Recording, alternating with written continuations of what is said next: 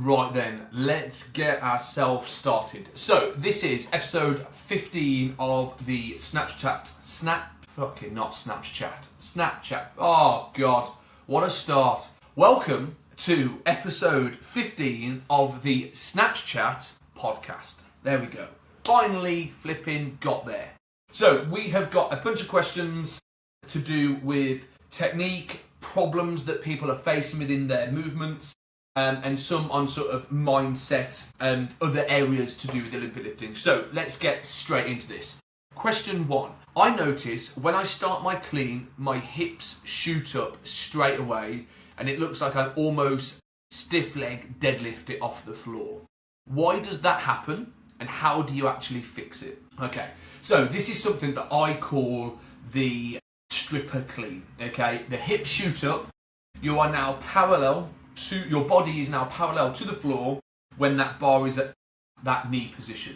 What the issue is with this is that to get the rest of this movement going again, we're going to have to work overtime in that second phase of the lift to try and pull backwards, okay? So we're now trying to shoot everything backwards rather than upwards, okay? Which is then just going to knock out the rest of that movement. Think of it as like a domino effect. The first phase is out, everything else is going to be further out. The reason why this is happening is down to a number of things. We are either trying to pull the bar off the floor as opposed to push away from the floor.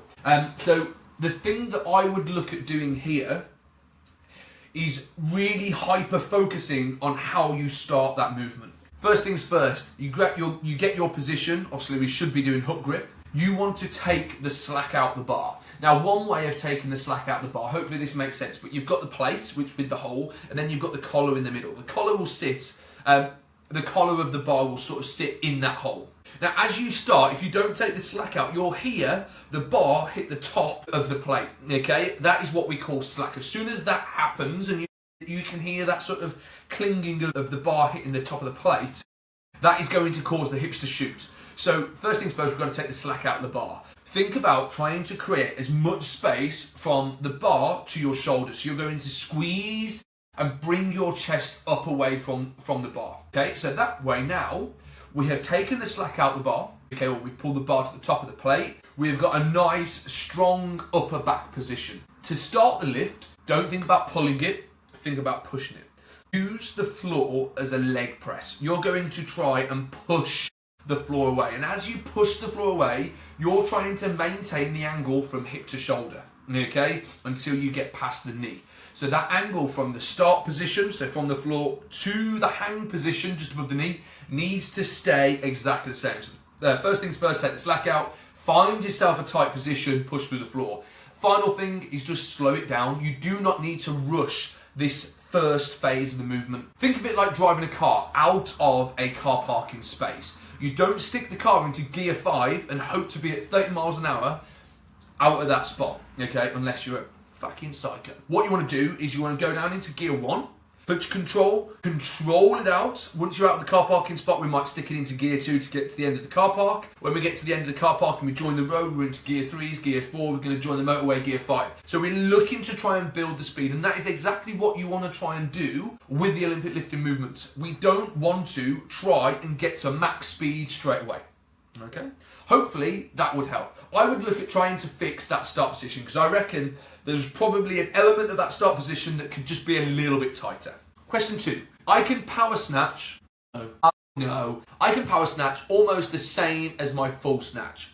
Does that mean I'm not getting under the bar fast enough? My friend, we have an issue on our hands. Okay, so in weightlifting, this is different to CrossFit. In weightlifting, it doesn't matter if you power snatch or hit a full snatch. In CrossFit, sometimes you need to hit a power snatch. Some of the times, I don't want to say it, you've got to hit a squat snatch. And it goes off the depth of the movement. Now, I'm assuming this person here is from a CrossFit background, okay? Because it does matter.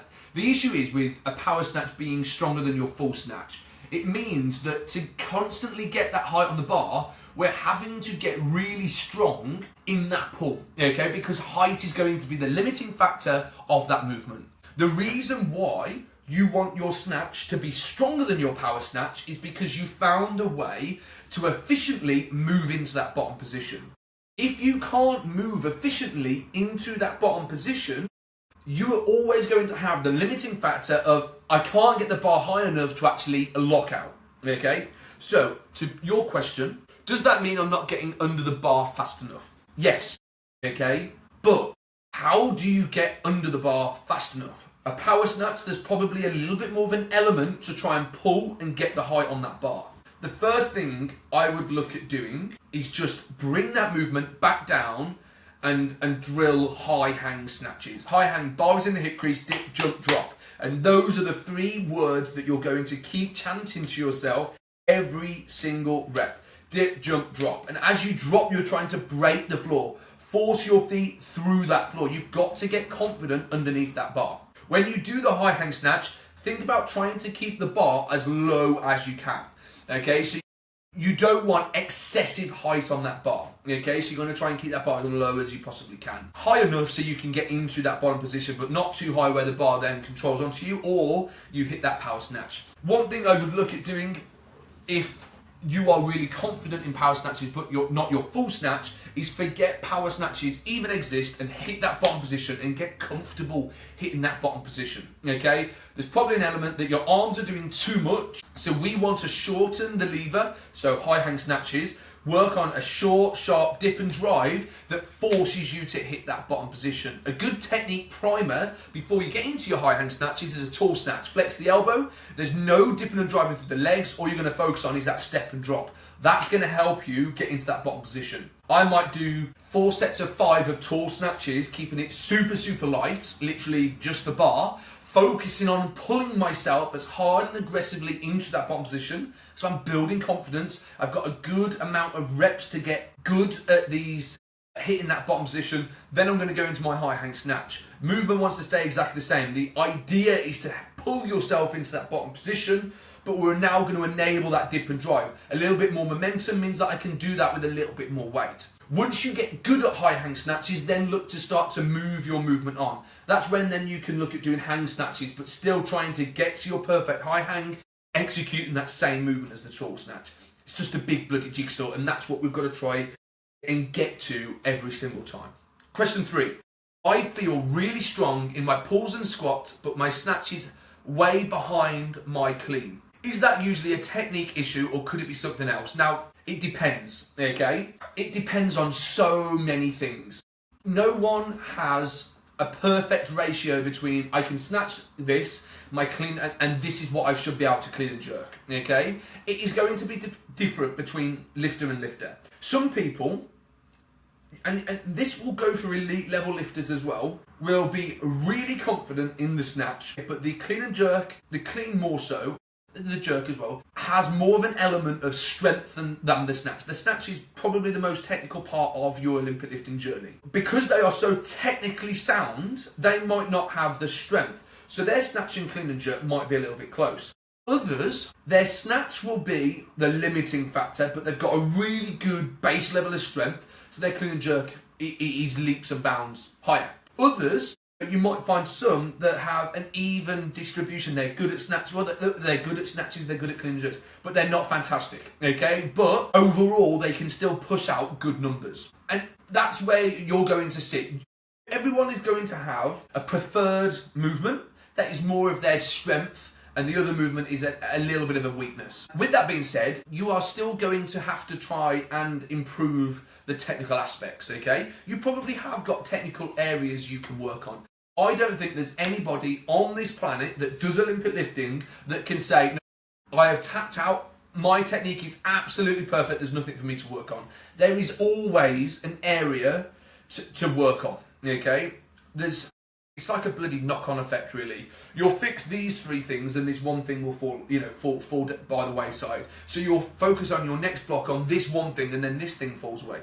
And you're constantly sort of tapping on all these areas. There's always something to do with technique, but don't hold it back and go, there's such a disparity between my snatch and clean and jerk, but why? You might prefer the clean and jerk to the snatch, and that is absolutely fine. So your clean and jerk is going to be a little bit higher than your clean and jerk, where there's others where they're like, man, my snatch and clean and jerk are quite close, and that's because I'm really good at snatches and I just don't like clean and jerks.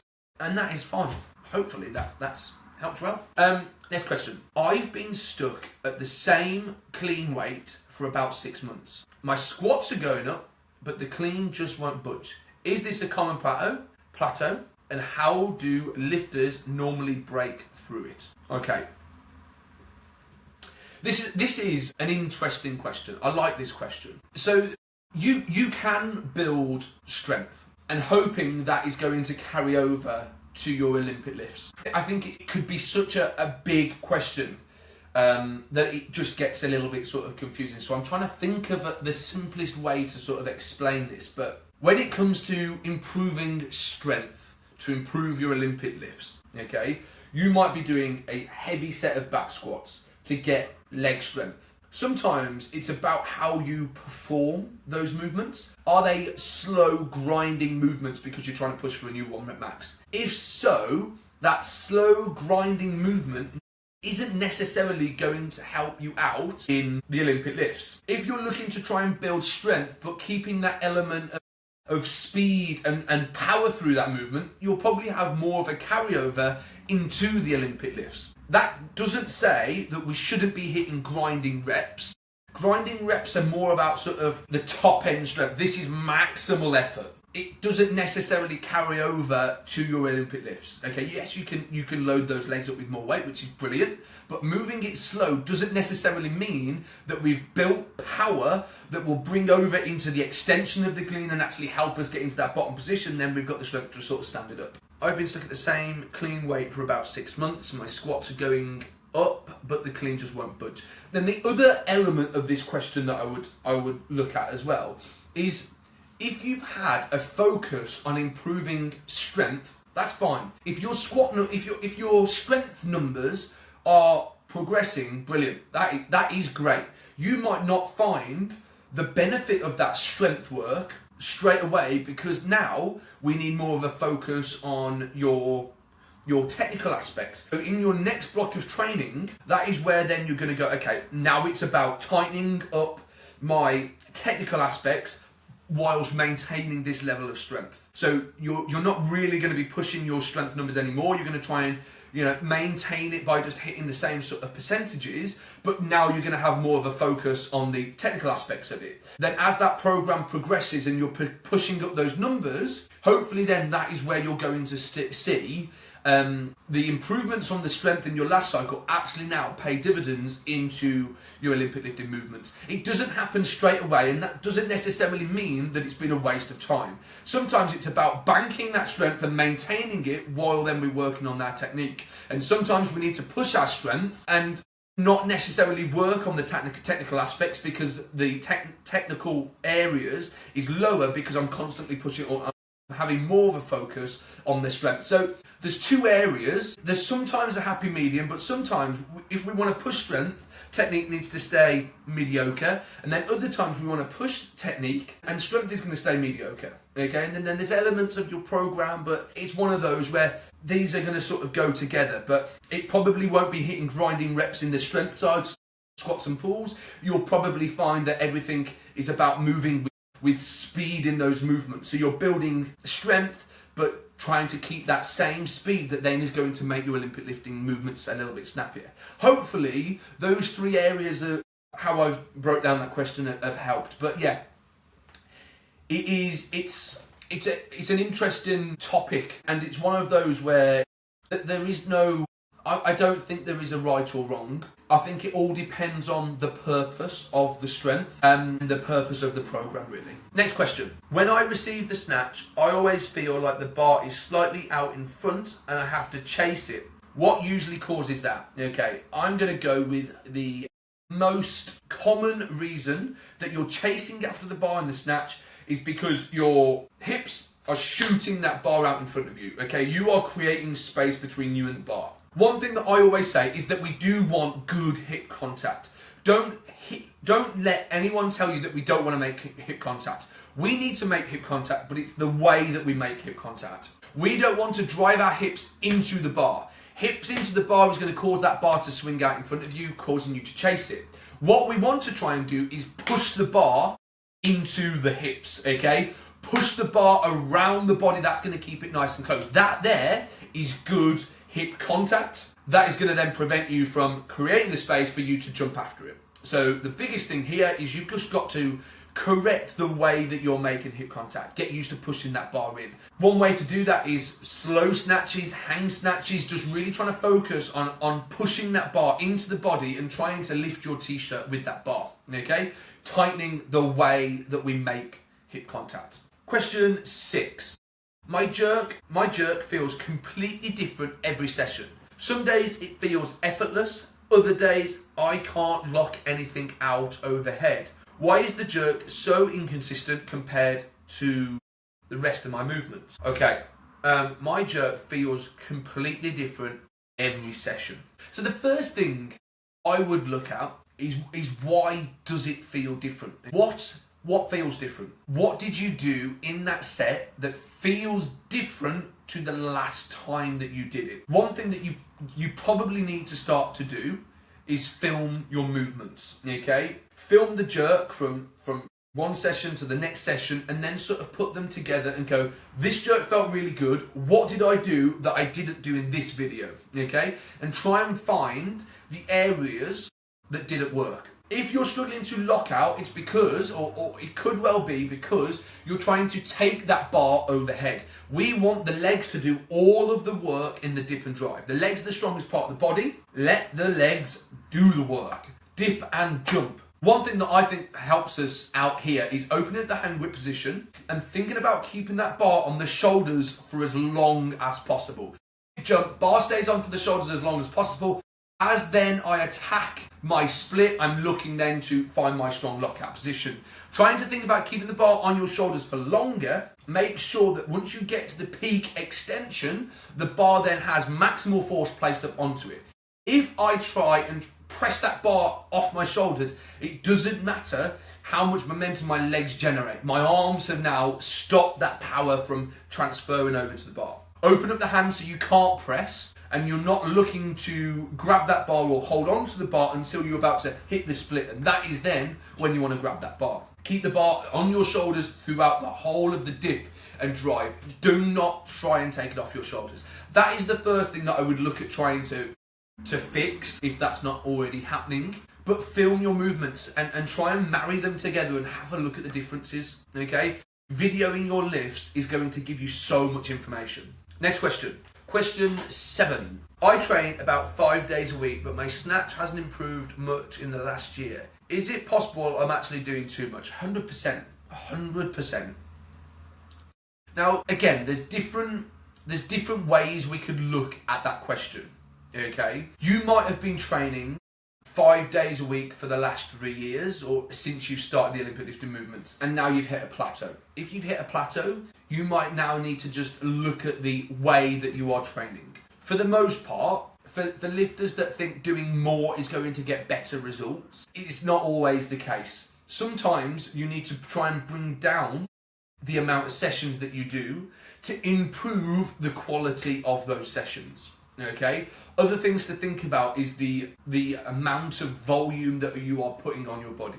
Can you recover in between those sessions when you're training 5 days a week? Or is that recovery then having a knock-on effect to your session, which means then your session intensity or work quality isn't as high? If so, we need to try and bring that down, so like 3, maybe even 4 sessions, so you've got more recovery. Recovery is probably just as much as important as the actual programming itself. If you cut your recovery down to actually do more work, there is always going to be a knock-on effect. There's different ways to look at that question, but yeah, it's always one thing to look at. But I think sometimes that you have got to be the judge of that. Are you able to recover? Is the quality of work good enough when you're doing 5 days, or do you actually feel that it's having a knock-on effect to your session quality? If so, reduce it down. If not, and you've just been hitting a plateau, look at the way that you're setting out that 5 day a week program. So there's different things that you can sort of have a look at here. Next question. I've got a pretty good overhead squat, still struggle to stabilize heavy snatches. Why doesn't the strength always transfer? An overhead squat is a static based movement. It's very much like a back squat and a front squat or a deadlift. You are in control of that movement. As soon as you feel a bit wobbly, you can sort of stabilise it and drive into that bottom position. A snatch is totally different. It is not a static based movement. It's dynamic, it's fast, it's energetic. You're then trying to catch that bar overhead. So if there's instability overhead, it's probably happening somewhere from the floor to your maximal extension position. It probably isn't your overhead squat. And that's when the disparity between your overhead squat and your snatch happens, okay? Are you creating too much sort of forward-backward movement through that lift, which is then causing that bar to sway in front of you or behind you, which is then knocking out your overhead squat? Is the bar, are you getting excessive height on the bar and dropping faster, so the bar is dropping onto you rather than meeting that bar, which is then causing the instability? So really, you've got to look at the movement from the ground upwards rather than going, well, I can overhead squat this, but I can only snatch this. What is happening? It's always probably from the floor, okay? The Olympic lifting movements, like I said earlier, is like a domino effect. If something is out at the start of the lift, the rest of the thing is going to be out.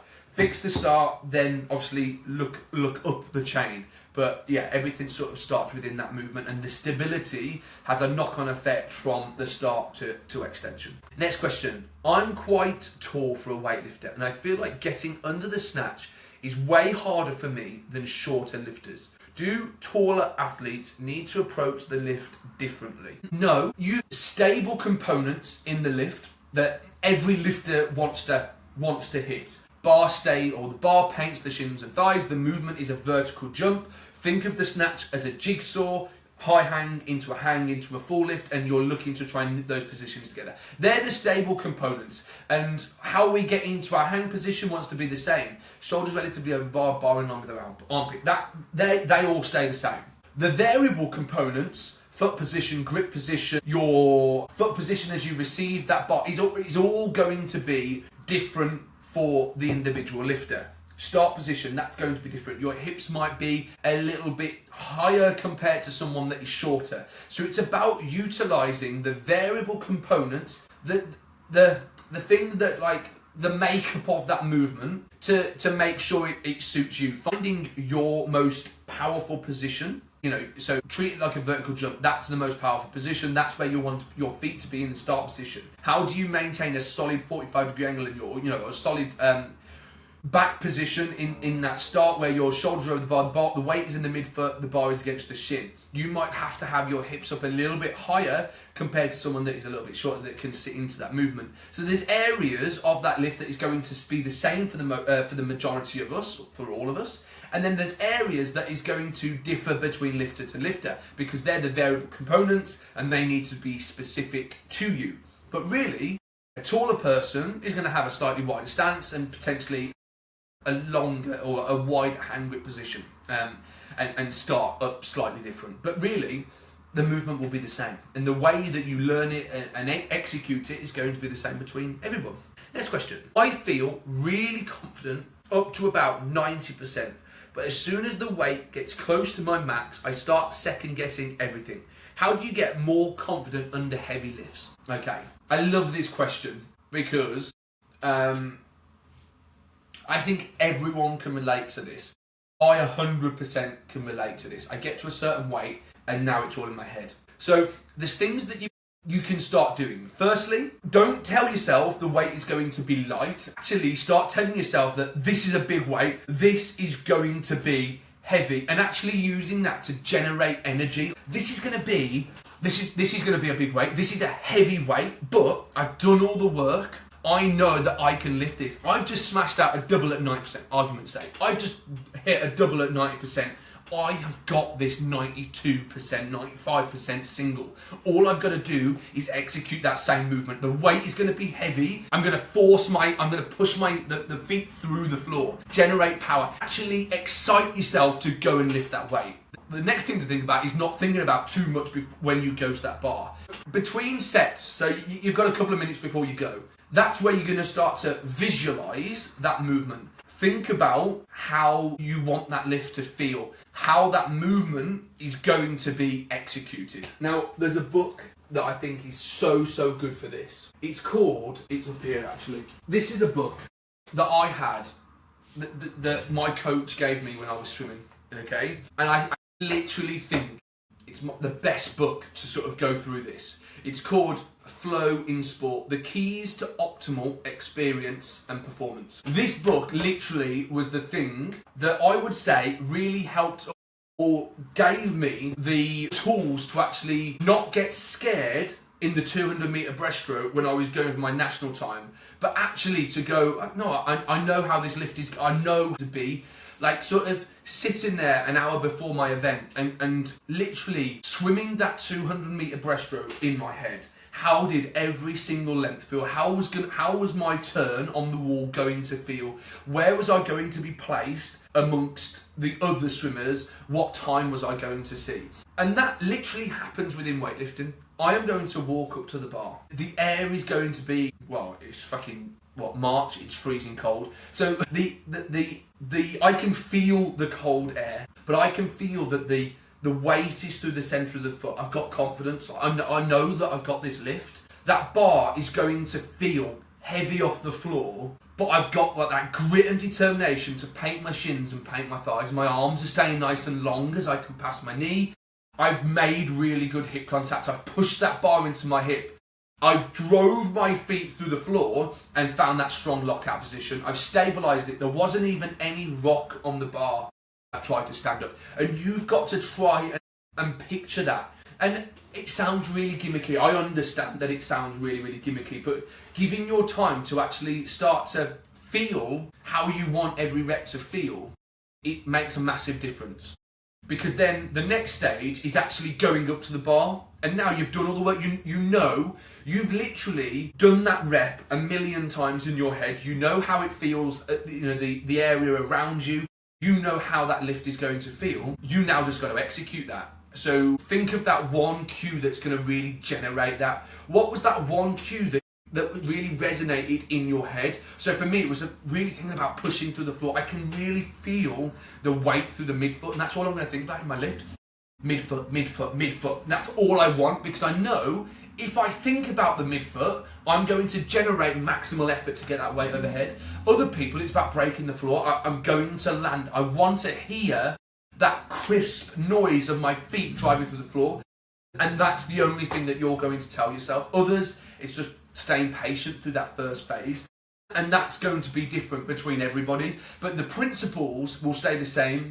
We need to understand the flow of that movement and visualize how it's going to look, how it's going to feel. Then when we go to the bar, we forget everything. We think of that one cue and we action it because we've thought about it and we've ran through that lift so many times in our head. Next question. I can front squat quite a bit more than I can clean. Does that mean my pull is the weak link? Well, it's really hard to say, isn't it?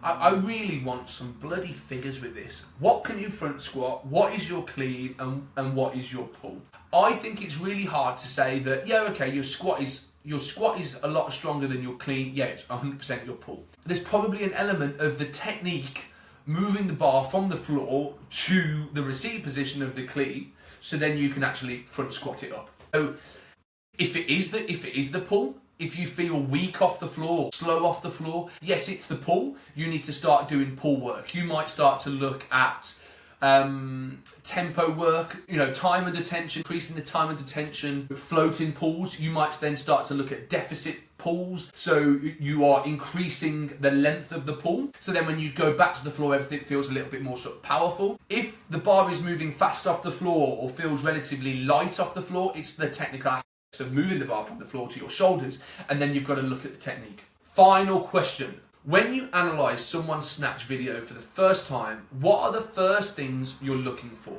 I always start with the start of the lift. Literally, it's the first thing that I look at is what is happening in that start position. If there's nothing wrong with that start position, it's perfect. I then look at the second phase, that movement. The transition past the knee, the transition into maximal extension. That's then the area that I look at. If that is also really good, nothing necessarily wrong with there, I look at the extension. What is happening in that stage of the movement? But everybody, doesn't matter how good these lifters are, whether it's an elite lifter, someone that's been doing it a couple of months, I'm always looking at that start position. A number of times throughout this podcast, but whatever is happening in that start position is going to have a knock-on effect to the rest of that movement.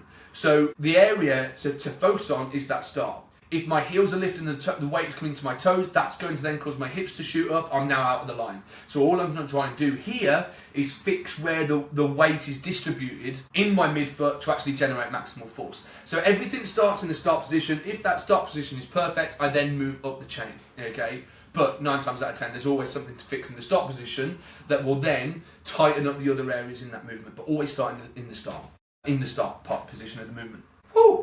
That is the end of the podcast. I think we've had some really, really good questions. I've gone into a little bit of detail on a few of them. But again, just to recap, Flow in Sport, that book, honestly, really helped me realise that, yes, okay, there's an element of physical training for a lift, for an event, like it was for me in swimming.